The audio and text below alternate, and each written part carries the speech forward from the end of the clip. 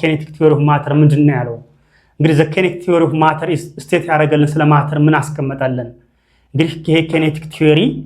substances chemically the same ናቸው but physically እንግዲህ different ናቸው ነው የሚለን ለምሳሌ እንደተነጋገሩን ውሃን ብንወስድ በጋዝ ስቴትም ቢሆን በሊኩዊድ ስቴትም ቢሆን በሶሊድ ስቴትም ቢሆን የውሃ chemically the same ነው የሚለየው ምንድነው ፊዚካሊ ነው በስም የተነሳ እንግዲህ the kinetic theory of matter ምን አለ the motion of the particles increase with increasing temperatures temperature በመጨመርበት ሰዓት የሞሽኖች ወይ የፓርቲክል ሞሌኩሎች ምን ያደርጋሉ ይጨምራሉ ነው የሚለው ልክ ቴምፕሬቸራቸው እየጨመረ በመጣበት ሰዓት ሞሽኑ ፓርቲክላቸው ምን ያደርጋ ይመጣል እየጨመረ ይመጣል ብሎ አስቀመጣለን ማለት አንደኛ ይሄኛው ነው ሁለተኛው ላይ ምንድነው the kinetic theory of matter is based on all matter is composed of a particle which has a constant motion constant የሆነ ሞሽኖች አላቸው እነዚህ ማተሮች ነው የሚለን ሁለተኛው the particles they possess kinetic energy and potential energy እንግዲህ kinetic energy የሚባለው ሞሽን ነው ሞሽን አለ ፖቴንሻል ኤነርጂ አለ እንግዲህ kinetic energy በመናይበት ሰዓት kinetic energy is equal to 1/2 mv ስኩዌርስ ብለን እናስቀምጣለን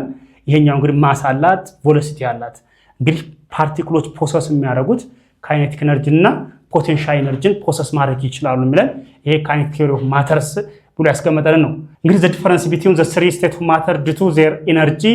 content and motion እንግዲህ እነዚህ ሶስቱ ስቴት ኦፍ ማተር በኤነርጂያቸው ይለያያሉ በሞሽን ፓርቲክላቸው ይለያያሉ እንዴት ነው የሚለያዩት ብለን ስንመጣ እንግዲህ አንድ ባንድ እናያቸዋል ምን አይነት ፕሮፐርቲ ያለው ፕሮፐርቲ ኦፍ ጋዝስ እንግዲህ ጋዝ ሞሌኩሎች ምን አይነት ፕሮፐርቲ ያላቸው እንግዲህ ታች ግሬድ ላይ ተማሪዎች በመትማሩበት ሰዓት ሶሊድ ሊኩዊድ ጋዝ ተብላችሁ ነው ለምሳሌ ሶሊድ የምንላቸው ለምሳሌ አይረን ሶሊድ ነው ሹገር ሳልት እነዚህ ሶሊድ ናቸው ጋዝን በመናይበት ሰዓት እነ ናይትሮጂን ኦክሲጂን አርገን ሂሊየም እነዚህ መሳሰሉ ጋዝ ብለን እናስቀምጣቸዋለን ሊኩዊድን በመናይበት ሰዓት ኢታኖል ብንወስድ ሊኩዊድ ነው ወተር ራሱ ሊኩዊድ ነው ኦይል it is liquid ነው እነዚህ በአብዛኛው ሊኩዊድስ ብለን እናስቀምጣለን ማለት ነው እንግዲህ እዚህ ላይ ስንመጣ what the property of gas እዚህ ጋዞች ምን አይነት ፕሮፐርቲ ያላቸው ይመስላችኋል እንግዲህ ከታይ ከሰባተኛ ክፍል ጀምራችሁ ተምራችሁ ስትመጡ ስቴት ኦፍ ማተር ስትማሩ ጋዝ ሊኩዊድ ኤንድ ሶሊድ እያላችሁ ተምራችኋል ምንድነው ልዩነታቸው ጋዝና ሊኩዊድን ምን ያመሳስላቸዋል ጋዝና ሶሊድን ምን ያመሳስላቸዋል እንዴትስ ይለያያሉ እነሱ ሶስቱ ፊዚካል ስቴት ኦፍ ማተር አንዱ ካንዱ በምን ይለያያሉ የሚለው ነገር ማወቅ አለብን ማለት ነው ለምሳሌ ጋዝ ማለት ምን ማለት ነው ጋዝ ዴንሲቲያቸው እንዴት ነው ኮምፕሬሲቢሊቲያቸው እንዴት ነው የሚለው መለየት አለብን ማለት ነው እንግዲህ የመጀመሪያ ላይ ስንመጣ እንግዲህ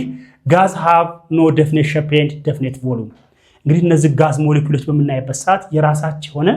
definite shape የላቸው definite volume የላቸው ልክ እንደዚህ በመስኮት ወጣ ብለን ማየት እንችላለን አየርን እናያለን እንጭኒዝ ማያዝ እንችላለን ጋዞችን በመናይበት ሰዓት ጋዝ ሞሌኩል የሚባሉት የራሳቸው definite shape definite volume የሌላቸው ናቸው the gas molecules are highly compressible ናቸው ለምንድን ነው ጋዝ ሞሌኩሎችን በመናይበት ሰዓት highly compressible ናቸው